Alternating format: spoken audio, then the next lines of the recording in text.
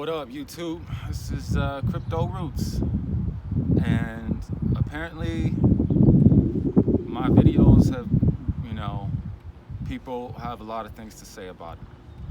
So first and foremost, I want to say I absolutely take full responsibility of my actions. And that's one of the first things I told Polight, was like, I blame myself for trusting you. I'm just mature enough and spiritually grown enough to understand that I made my own decisions, and I trusted him.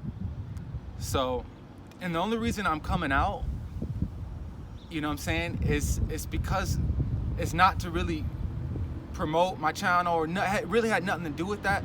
It's just I have to warn other people who trust Polight the way I trusted Polight, and who just trust Polight with their money, whether it be a little bit or a lot of money. This is for them. Now, for people who are hating on me, people who are saying I'm stupid, I'm dumb, like, those are thoughts that already were eating me alive.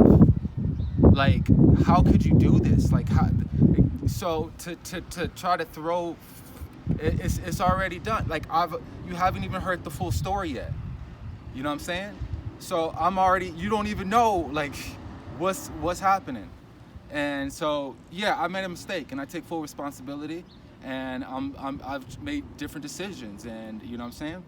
So, and I don't continue to, I'm not trying to milk this out whatsoever.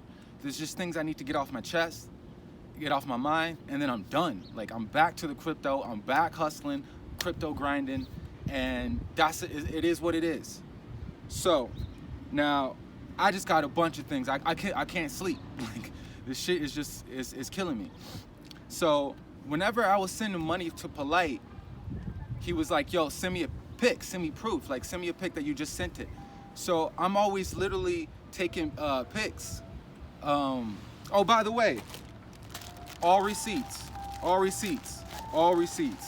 Just these alone, this one right here, I mean, literally, just Western Union, show them the Western Union. I'm not even in the names, Western Union. All just endless amounts of receipts. I didn't even want to pull them out because it's windy up here. So I got bags and bags of everything I spent with Polight. And you know what I'm saying? I don't got time to show the names. I don't got time to show the amounts or the dates. It's all right here. Like, it's all right here. Western Union, you know what I'm saying? All there. Facts. And then Polight's got all the texts because I sent this money to him. So with that being said, he's always having me to send him proof. But when it comes to him sending me checks, I can never get a picture. I can never, and then apparently that check got lost in the mail. That was the first check. It was for $2,000 for basketball tickets. I'm gonna get into that later. And I'm like, yo, man, like, you know what I'm saying? It's not coming up in the mail, Can you please get a tracking number for me? And he's like, all right, I'm gonna do that. And this is why I'm driving him and Almanet around. And, so that was, I didn't piece everything together because I trusted this man. I really feel like he would not allow another man to drive and spend time around his family and not look out for him like a brother that he called me. You know what I'm saying? I'm not saying nothing that didn't happen. This is the absolute truth. So now, as far as allegations and as far as other people coming out, what Polight does is he switches in and out of personality modes. I come to find out this dude's a fucking sociopath. Like, I'll get into that later. Now, he has a certain aggression to him. I don't know if you've seen, and got this kind of like, and then he'll be like, oh, spiritual master. So whenever I mentioned something or brought it up, he would be like, I already told you, G. I already told you. We already discussed it. And I'm like, I'm not quite sure. Like, I wouldn't be asking you if I was sure, because there's so many different things now. I'm balancing all these different things in these investments. And so I felt almost intimidated to confront him while I was with him. And he has this thing with, you've seen this video, I don't have any doubters around me. I don't surround myself with doubters. So I'm like, damn, man, like, I'm not trying to doubt you. Like, he would bring that up. Like, I don't need you around me. Why, you just, and I'm like, bro, I'm not trying, we had to talk, man. I'm like, I'm not trying to doubt you, bro, but Like I need something, I need something. So not until later I realized that that was a ploy to keep himself safe. It's by like letting people know I don't keep doubters around me. I don't keep people who doubt me, you know? So I felt at first like, damn, like I'm not trying to doubt this dude. I'm not trying to second, you know what I'm saying? So that I felt was an intimidation technique to get me to kind of like back off, you know what I'm saying? Of asking him, where's my money? You know what I'm saying? So he trusted me because I never said anything and I minded my own business. So he started having more personal conversations around me and more personal things. And because I act like it didn't exist, I just shut up and drove. So during one of his conversations with someone, I'm not sure who it was, he's going back through his history about being in the Crips, being Crip superior and the gangs. And he's still claiming Crip, like, and I'm like, what the fuck? I'm sitting in the car, like, this dude's still claiming Crip, like, and I guess, all right, like, I'm like, hasn't he grown through enough success and spiritually to like, kind of like, leave that all behind, you know? And he told me, oh, the only people I still love in life are gangbangers, but I can't surround myself with them. And I'm like, I get that. And then I hear him still claiming low, like, and I'm like, damn, like, why? I don't want to be surrounded or attached in any way to someone who's claiming any type of gang, like, affiliation whatsoever. Like, whatsoever. Whether he does it publicly or behind the scenes, I don't want nothing to do with it if he's still claiming Loke. Like, and that was like, fuck, that was like a big thing of thinking like, damn, no, he's just still keeping it real. Like, he's just, you know, but Polight, and I'm thinking, yo, Polight's just got this nigga side every now and then, just behind camera. He's just got this nigga side that I guess, you know, he just doesn't really show on camera that much, or at all. Now,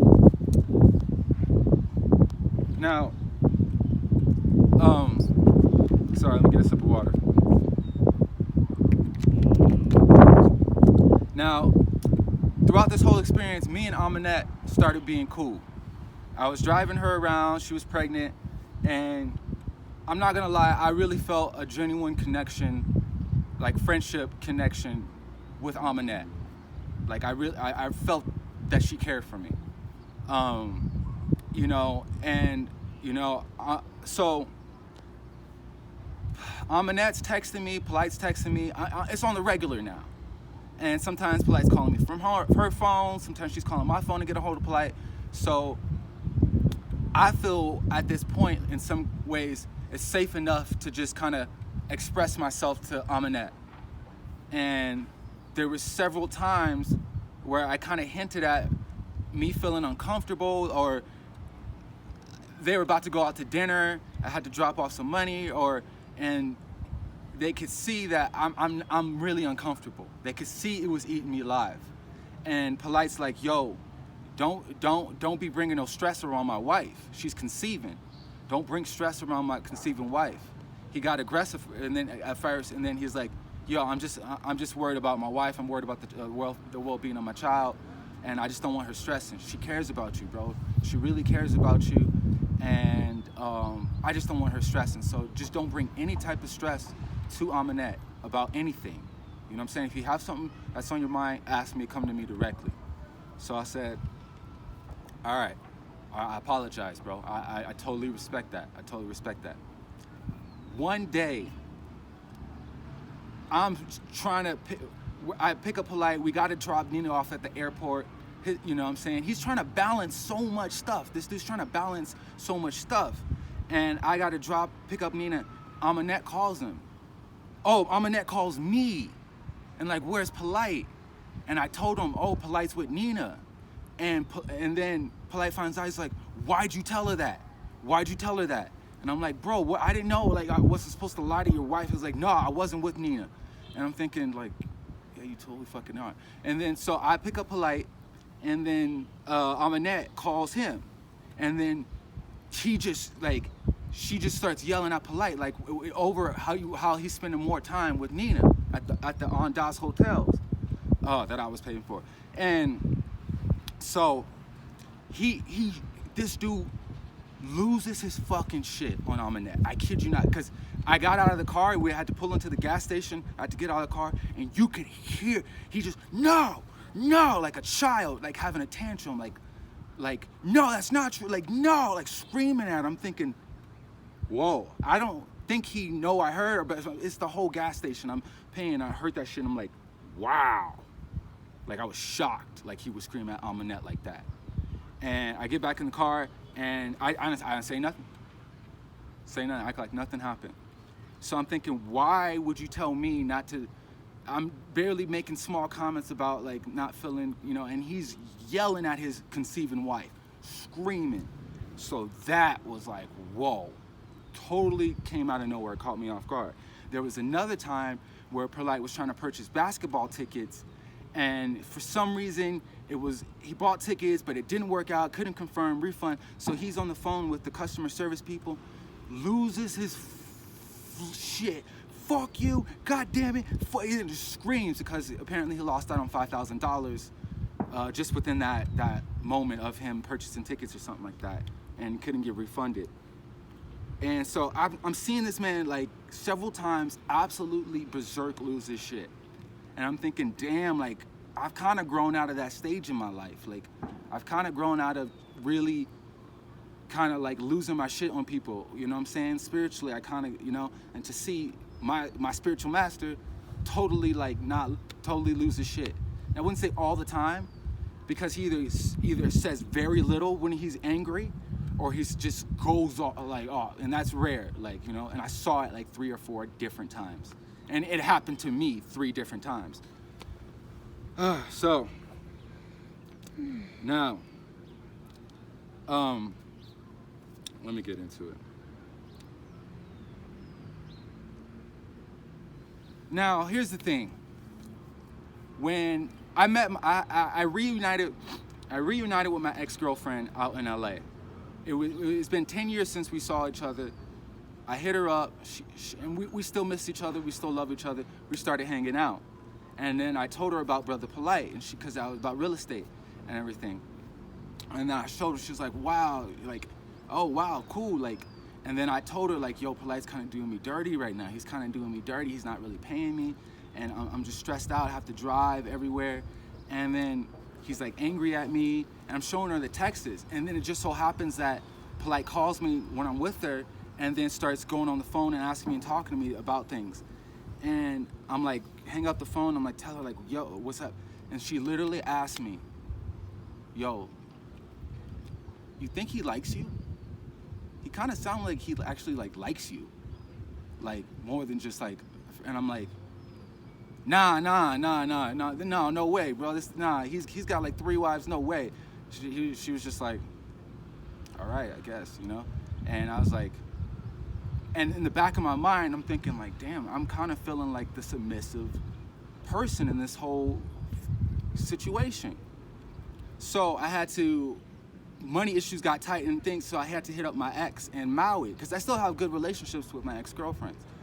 And so I hit her up, and I let her know what was going on, and Brother Polight, and I'm out, and I'm at LA, and she's like, oh, I missed you, I hope you're doing well.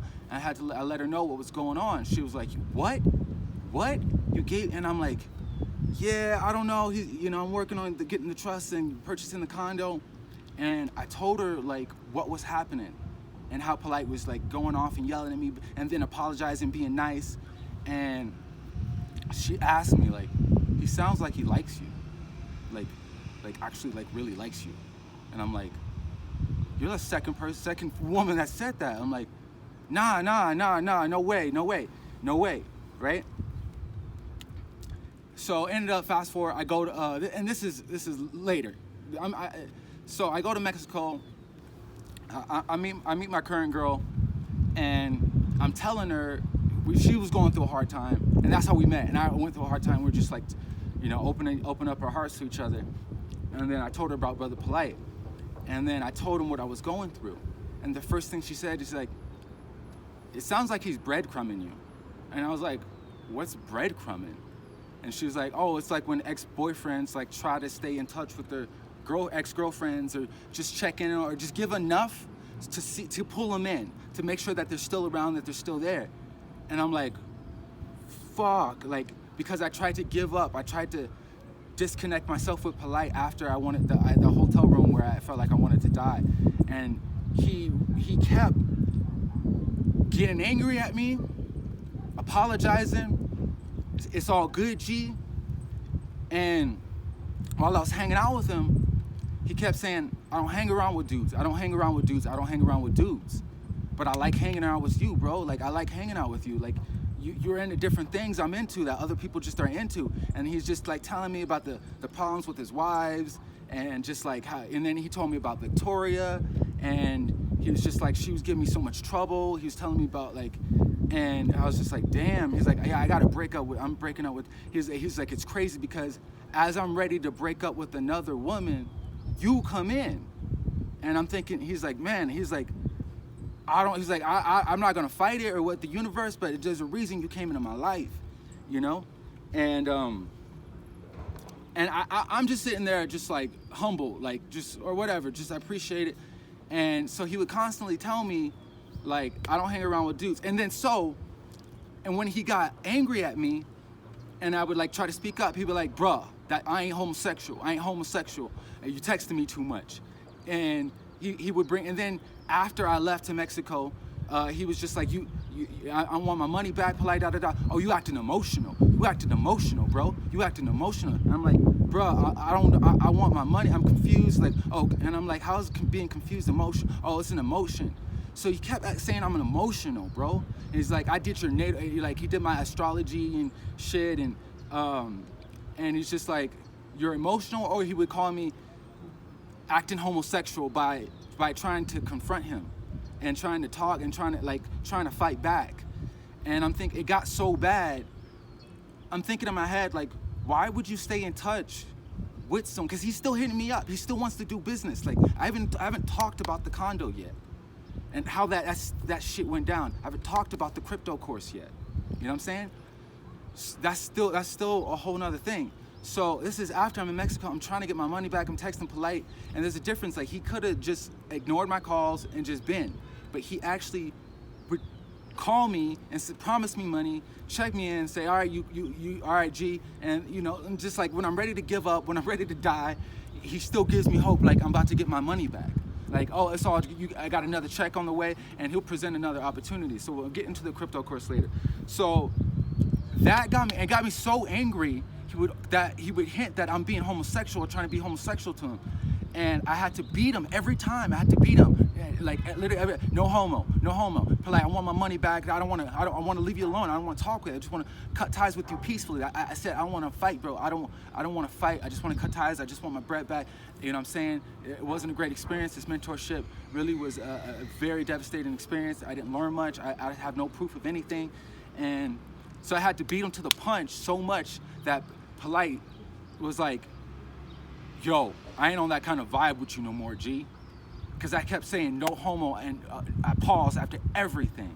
And I haven't told you about the Texas trip. So I haven't told you about the condo experience, what that happened. I haven't told you about the crypto course and how that all went down, the real shit behind that.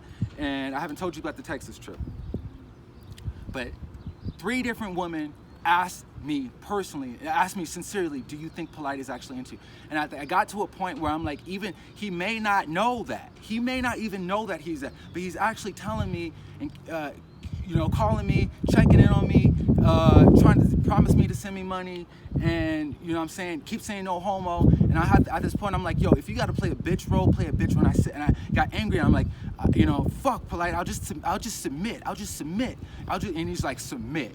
And I'm like, fuck, this dude is on a whole nother level. He's treating me like a female. He's treating me like one of his wives or something, but less than his wife because I'm a man. But still telling me about all the problems he's dealing with his wives, personally alone. Sorry, man. I'm cotton mouth. I smoke a little weed. All right.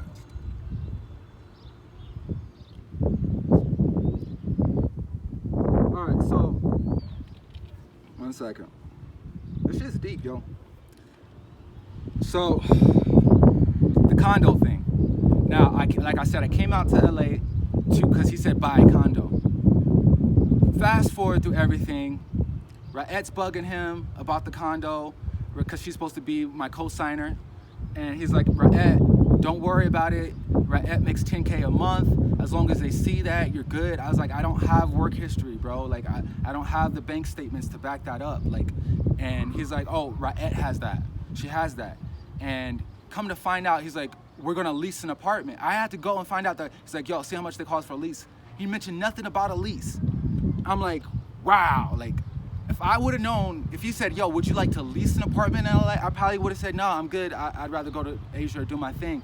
But the fact that he said buy a condo, I'm thinking trust, like actually own my first real estate property and like make money, you know what I'm saying? That's the motivation. But now I come to find out where I actually have to go and look at the condos by myself at first, because he said he would come along with me, that we're leasing. He wants to lease. And then he's like, all right, figure out how much the lease is. So at this point, I'm gonna lease the shit, because it's like, you can make bread. I've been leasing this and I've been leasing that nonstop. This is what I do. So come to find out that I'll be leasing the apartment. So we checked several different luxury condos out, and it shows me the apartment where he used to live to with him and his wives, back when Ashley was in the picture. And then Nina's checking out a spot. I'm thinking Nina's about to get a spot, and because she's checking out a room for her, I'm thinking like, damn, he's about to have Nina and me live out in LA, and we're gonna do business and work, music, and do shit together. Now, he didn't know anything about crypto. He knew nothing. I mentioned nothing about cryptocurrency to this dude. He knew, and he even said, the only reason I like having you around is because you have no ulterior motives. I can see that you actually are who you say you are. Everybody who wants to try to deal with me is always trying to promote something or wants me to like approve something, or, you know what I'm saying, or trying to get some sort of money out of me that they don't deserve. And he's like, so that's why I feel you're a genuine guy, and I actually like having you around. So we go check out. So me and Nina go look at the condos one day.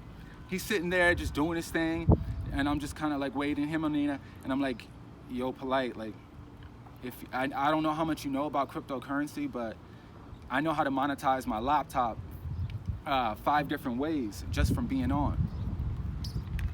And he was like, you what? And I was like, yeah, I do. And you know, and then I told him how, and he was like, whoa, he was just like blown away. And then I was telling him as I'm filling out the application, the lease application, I'm telling him about cryptocurrency and crypto kitties. I'm telling him virtual real estate, and he was just like, wow, gee, like blown away. He's like, I knew something like that was around the corner. And so the story gets thicker is because I ended up paying $500 for a deposit for that application fee. I was Ra'et was the primary. I was the co-signer. Now, the whole purpose of me getting the property was to rent it out through Airbnbs, and she was going to be the property manager. I come to find out through his daughter, accidentally, that they were going to live in the condo. I found out, so when I met Polight, he didn't want to tell me or show me where he lived. And he kept saying, oh, I bought my wife a house. I'm thinking Polight's got a big house. I've seen his houses on the live streams. I'm thinking like, okay, I respect that. He doesn't want another man around his wives, or I get it. I come to find out, after us being cool, they're living in some just average hotel, like in Beverly Hills. It's nothing fancy, nothing. It's just the average ass hotel, and about him and all his wives and his family. And I'm thinking, oh yeah, I mean, you know, who knows what this guy's, he's busy, he's traveling, and it's nothing. But I remember his wife, he said his wives want you over for dinner. He's like, my wives want you over for dinner, or something like that, and whatever, right? But he didn't want to show me or tell me where he lived. He's like, no, we don't do that. We don't invite, like, he's telling me I'm his brother, but he's also telling his wives are like, just have McCoy come over, just help him out, just have McCoy, like, you know. And he's like, no, we don't do that. Yo, meet me on the corner here, meet me on the corner there. And it's just so obvious, like I could see where they're coming out from. So I come to find out that my aunt, Victoria, was gonna give my aunt like a dog, or her dog or something like that. And my aunt couldn't have a dog in the hotel. So she's like, I can't. As soon as we get into, I'm playing soccer with my aunt, and she's like, as soon as we get into a new place, as soon as we get into the new place, my dad said I can have a dog. And I remember going into the hotel with him and his family. It was the second time, and they were like, "Yo, can we get pet friendly? Can we make sure it's pet friendly?" And he's like, "Yeah, baby girl, I'll make sure that's pet friendly." And I'm filling out the application. I'm paying and I come to find out, like, my heart just dropped. Like, yo, like, are they seriously about to move into the condo that I'm supposed to rent out? So, fast forward. I get denied because they're like the legacy. They were like, "Yo, where's your paperwork? Where's your employment history? Where's your bank statements?" They're like, "Oh, I make money from cryptocurrency. I'm a software developer. I'm a freelance. I kind of do my own thing." And they're just like, "No, we need to see official proof." And I'm with Polight dropping them off, and I'm like, "Yo, Polight, they're hitting me up like and saying I need proof." It's like, "Bro, you don't need proof. Like, I never had a job. Like, I don't have fucking jobs. I don't have that bank statements. Like, you know, once they see Rootz, like, you know, they're gonna be fine. Just tell them you're a cryptocurrency dude. Tell them you're a software developer, and you'll be good." Right? I'm thinking, like, this dude knows about real estate. This dude's got condos. This dude, you know what I'm saying, must know what he's talking about. I got denied. We got denied for the condo because of my lack of paperwork. Right? He told me that I would get approved because of his wife. Now, I want my check back. They email me, "Yo, we have your $500 refund check." They're like, "Send us the address and we'll refund you the check." So I sent them my Hawaii address, and come to 2-3 weeks later, I wait a month or two later, and then I come to find out they're like, "Yo, we sent the address to Jessica Casey," which is Rootz. That's her name. That's her real name, Jessica Casey, Rootz.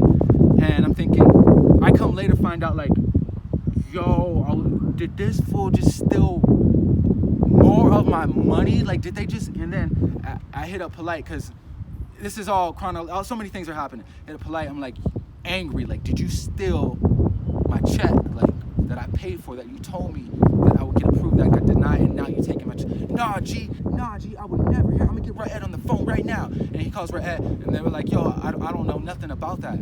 You know what I'm saying? I don't know nothing about that. How much time we got? It's 27 minutes. All right. I know nothing about that.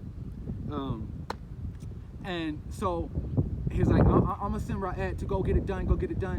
And every time he told me he got it done, I hit up the legacy. They were like, "No, we haven't got it done. We haven't received anything. This is what you need to do."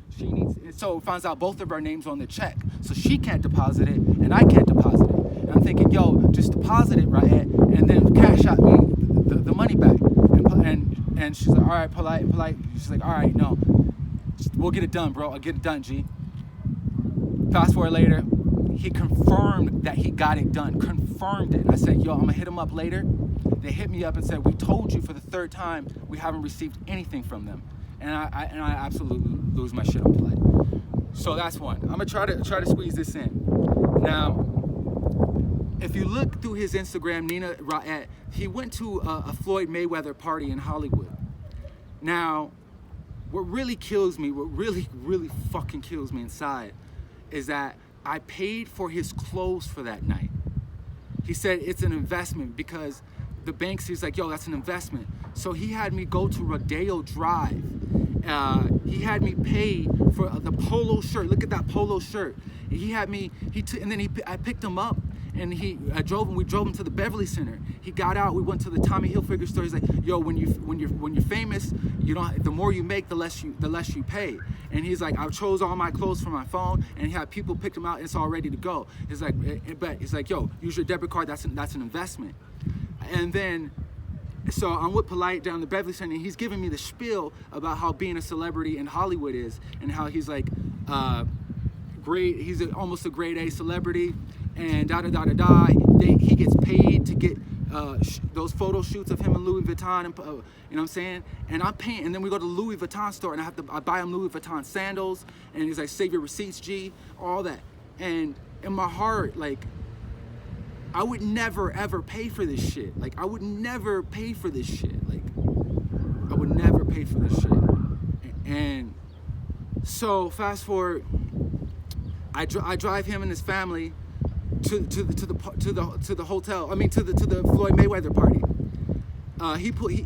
And as I get out, he's all dressed in his nice clothes. I drop the women off, and I make sure shit started getting. So I pulled out cash for me to save because I'm like, yo, this is getting rough, bro. You need to start saving something for yourself, bro.